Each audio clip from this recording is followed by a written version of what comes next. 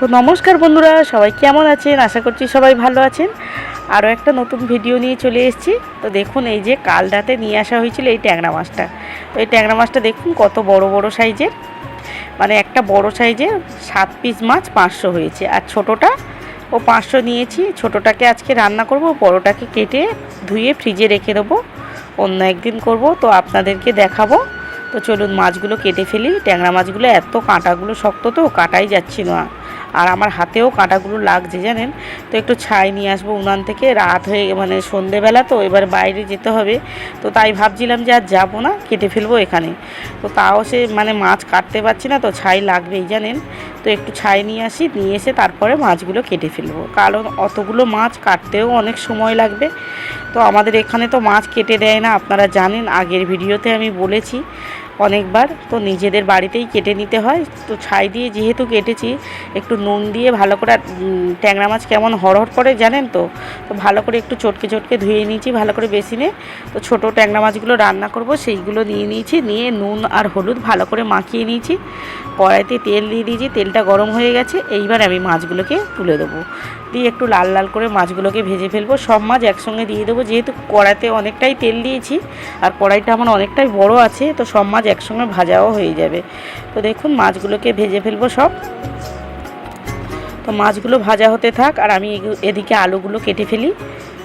আলুগুলোকে কেটে নিয়েছি, আর এদিকে মাছগুলোও আমার ভাজা হয়ে গেছে। তো এইবারে আমি এই যে তেলটা আছে, আরও একটু তেল দিয়ে আমি আলুগুলোকে একটু লাল লাল করে ভেজে নেব, কারণ আলুটা আমি আগে সিদ্ধ করে নিয়েছি। তো আলুগুলোকে হালকা করে ভেজে নিতে হবে। তো চলুন আলুগুলোকে একটু লাল লাল করে ভেজে নিই। তো আলুগুলো আমার প্রায় ভাজা হয়ে এসছে দেখুন। এইবারে আলুগুলোকে তুলে নিয়ে এই কড়াইতে আবার তেল দিয়ে দেবো, যেহেতু মাছের ঝোলটা বসানোর জন্য একটু তেল দিয়ে দেবো। তো চলুন তেল দিয়ে দিয়েছি। তো এবারে আমি এখানে 5 ফোড়ন দিয়ে দিলাম।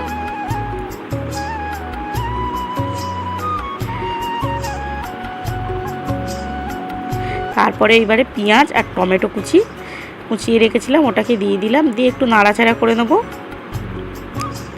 তারপরে এখানে আমি আদা রসুনের পেস্ট দিয়ে দেবো, দিয়ে ভালো করে আমি মশলাটাকে কষিয়ে নেব। তো ভালো করে কষিয়ে নেব। তো কষিয়ে নেওয়া আমার অনেকক্ষণ কষানো হয়েছে মশলাটা। তো এইবারে আমি দিয়ে দেবো লঙ্কার গুঁড়ো পরিমাণ মতন, হলুদ গুঁড়ো সব একে একে দিয়ে দেবো। আমার যেখানে যা যা মশলা লাগবে আমি দিয়ে দেবো। তো তারপরে আমি পরিমাণ মতন লবণও দিয়ে দিলাম।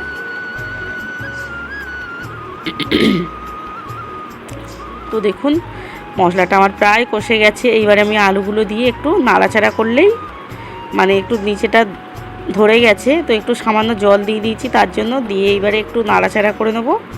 নিয়ে এইবারে আমার যতটা জল লাগবে দিয়ে দেবো। খুব বেশি কিন্তু আমি জল দিইনি এখানে, কারণ আমার আলুটা যেহেতু সিদ্ধ আছে, খুব বেশি আমার জল লাগবে না। তো দেখুন তরকারিটা ফুটে উঠলে এবারে মাছগুলোকে দিয়ে দেবো। খুব বেশি ফোটাতে হবে না, যেহেতু আলুটা সিদ্ধ আছে, তো তাই খুব বেশি ফোটাবো না। মাছগুলোকে দিয়ে দিয়েছি, দিয়ে মাছগুলোকে দিয়ে বেশ কিছুক্ষণ ফুটিয়ে নিতে হবে, কারণ মাছগুলো তো বেশ শক্ত শক্ত ভাজা হয়েছে, আর ট্যাংরা মাছ একটু শক্ত মাছ। তো জিরে আর ধনে বাটাও দিয়ে দিলাম, দিয়ে আরও কিছুক্ষণ ফুটিয়ে নেবো। তো চলুন ঝোলটা হয়ে গেছে, এবার আমি তরকারিটাকে নামিয়ে নিলাম। তো কত সুন্দর হয়েছে দেখুন কালারটা। তো কেমন লাগলো ভিডিওটা প্লিজ কমেন্টে জানাবেন। সবাই ভালো থাকবেন।